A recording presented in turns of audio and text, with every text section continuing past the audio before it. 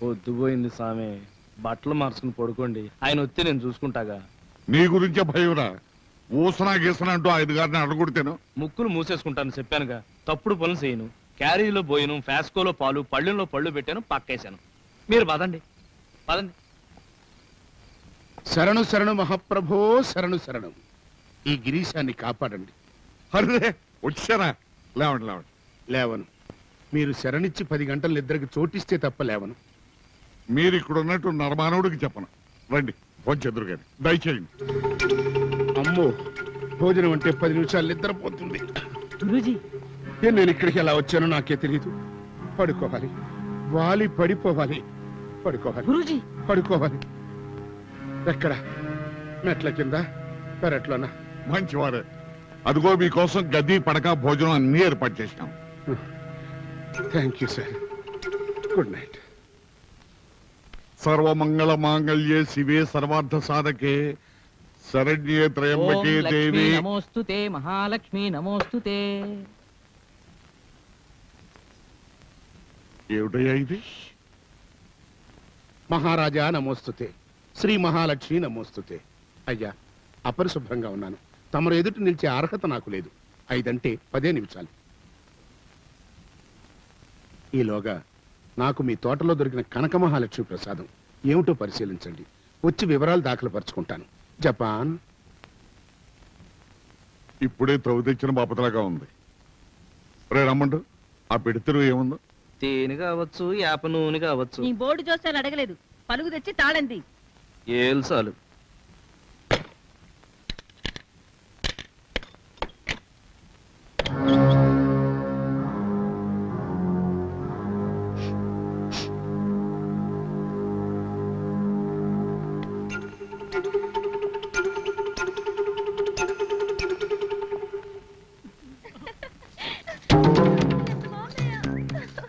ఇవన్నీ నాకే.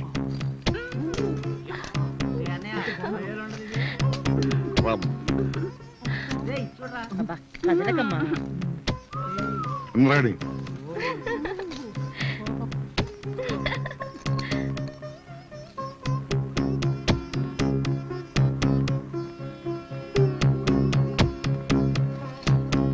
జపాన్, వైనాక్స్.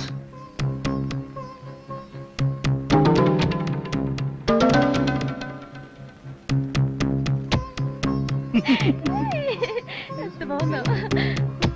అమ్మా, అమ్మా, ఇది చూడవే. చాలా బాగుందమ్మా.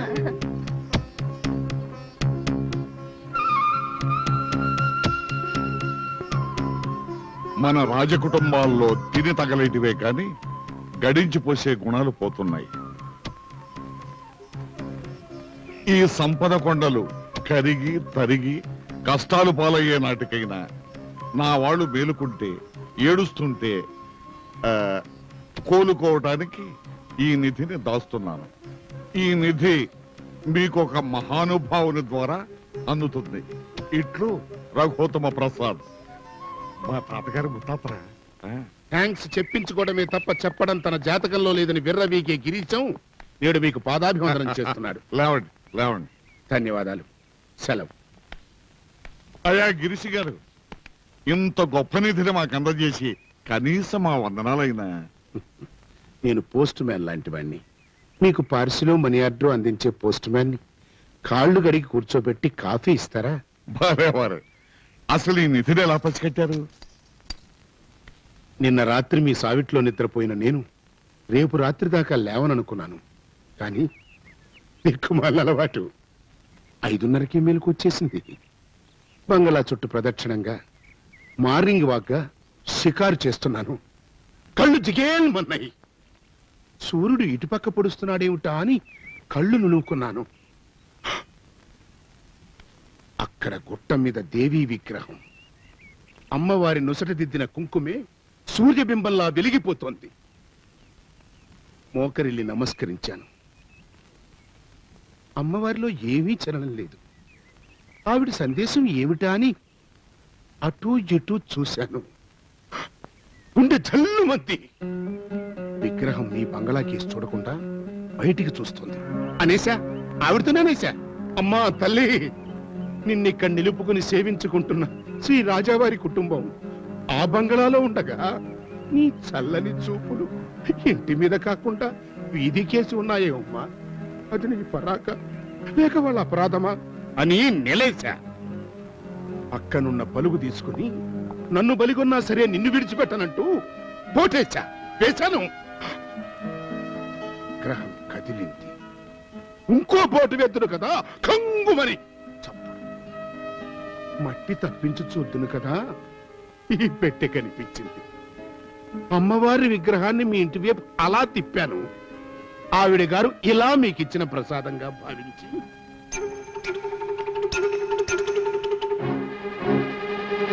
గిరీష్ గారు, మీరు వెళ్ళటానికి వీల్లేదు. ఇది రాజాజ్ఞ. ఆగండి.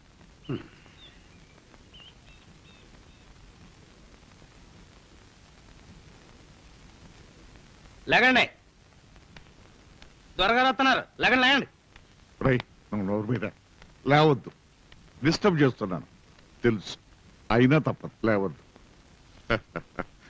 నేను ఇప్పుడు ఎందుకు వచ్చాను అంటే, నాకిద్దరు కూతుళ్ళు 2 గాడిదలు.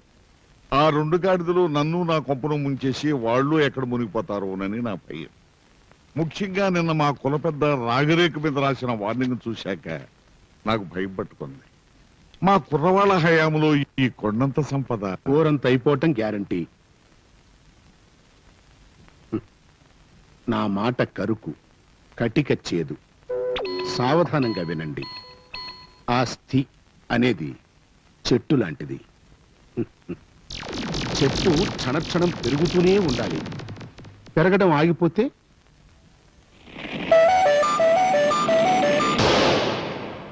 చచ్చిపోయినట్టే. చెట్టు ఏమిటి, గీసిన గడ్డం క్షణాల మీద పెరిగి మాసిన గడ్డం అవుతుంది. అది జీవలక్షణం. చెప్పండి, మీ తాతల నాటి ఎస్టేట్ 1,00,000 ఎకరాలు ఉండేది. ఇవాళ మీ హయాంలో 10,000కు పడిపోయింది. అవునా?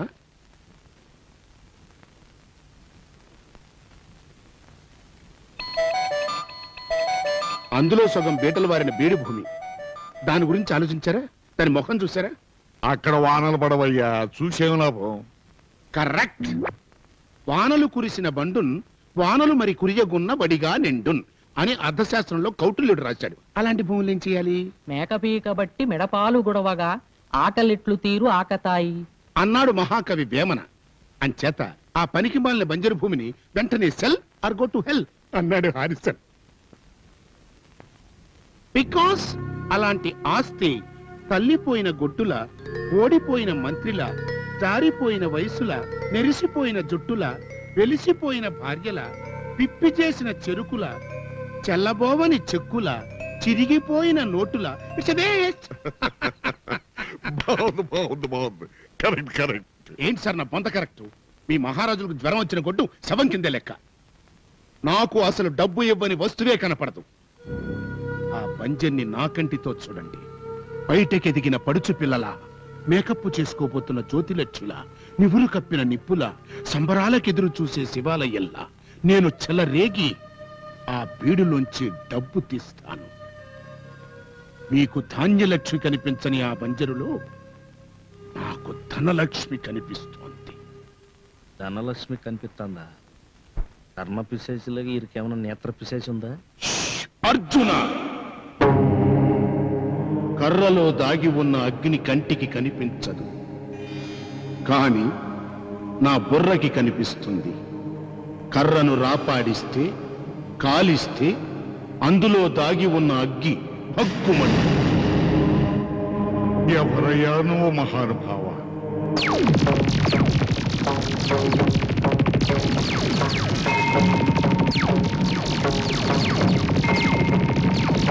వేదానాం సామవేదోస్మి, దేవానామస్మి వాసవః. వేదములలో సామవేదము నేనే, దేవతలలో ఇంద్రుడను నేను, జంతువులలో సింహాన్ని, పక్షులలో గరుత్మంతుడా, హీరోల్లో చిరంజీవిని నేనే, తారల్లో శ్రీదేవిని నేనే, కూరల్లో వంకాయను నేనే, పాటల్లో వేటూరిని నేనే, మంత్రుల్లో ముఖ్యమంత్రిని, స్టార్స్లో సూపర్ స్టార్ని, షేర్స్లో హర్షత్ మెహతాని.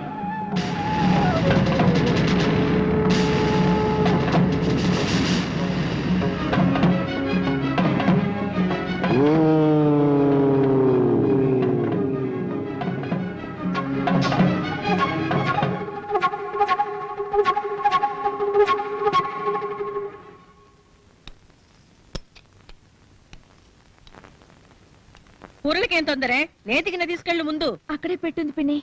అది నాన్నగారి పళ్ళెం దగ్గర ఉంటుంది. దున్నపోతా ఆయన కోసం పెట్టింది నేనే ముట్టుకోను. మేమంతా ఏ వేసుకుని చావాలి? పద పద. అబ్బ లేదు దిబ్బ లేదు. ఏం పోకళ్ళే నా తల్లి కదా. అమ్మ నా తల్లో. చూసారా చూసారా ఎంత కోపము. చారుగిన్న దిమ్మరించేసి నేతిగిన్న నేలకేసి కొట్టింది.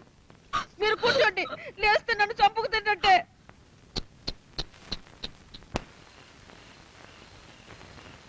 అమ్మాయి గారు,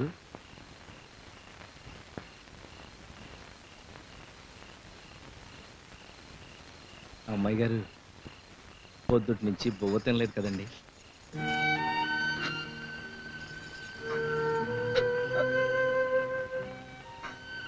అమ్మాయి గారు, మడిసికి మనేద మంచిది కాదండి.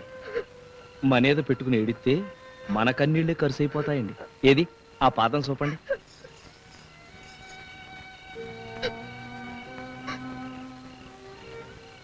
అసలండి దేవుడు మన కన్నీళ్ళు ఇచ్చింది మన కోసం కాదంటండి. ఎదటాళ్ళకు బాధ వచ్చినప్పుడు మనం కన్నీరు పెట్టాల. అందుకు అప్పుడు వాళ్ళకి ధైర్యం వస్తుంది.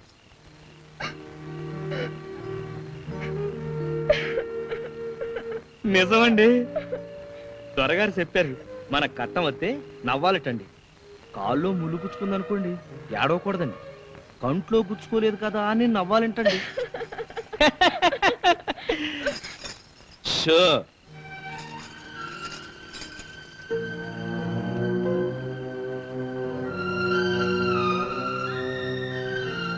ఒక కథ చెప్పనండి.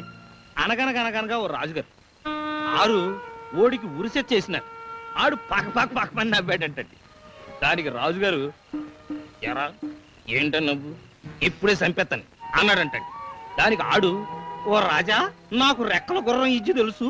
నన్ను కానీ రేపు చంపేశారు అనుకోండి, ఆ ఇజ్జి చూసే అదృష్టం నీకెక్కడదరా ఎర్రి మొహం అన్నాడంటండి. మరైతే గుర్రాన్ని ఎగిరించు అన్నారు రాజుగారు. నిజంగా ఎగిరించాడా? ఆశ కదే, 6 నెలలు పట్టుద్ది. నాకు గుర్రానికి తిండి దానా మందులు మాకులు కావాలన్నాడు. రాజుగారు సరే అన్నారు. రోజు ఆ రంపించే పాలు మేగడ 30 తందిని ఆ మిగిలిన దాంతో గుర్రాన్ని మాలిష్ చేసేవాడు. రాజభోగంగా జరిగిపోతుంది ఆడికి. ఖైదులో పక్కనున్నాడు, ఎవరో గుర్రం నిజంగా ఎగురుద్దా అన్నాడు. దానికి ఈడు నవ్వేసి, ఉత్తినే కదలేనులే అన్నాడు. మరైతే అబద్ధం చెప్పి లాభమేముందరా అన్నాడు. ఊరి శిక్ష 6 నెలలు వాయిదా పడింది కదా, ఈలోగా ఎన్నో జరగచ్చు. రాజుగారు మనసు మార్చుకుని నా శిక్ష రద్దు చేయొచ్చు. రాజుగారే చచ్చిపోవచ్చు. భూకంపం వచ్చి జైలు కూలిపోవచ్చు. శివరాఖరికి ఏమో గుర్రం ఎగరావచ్చు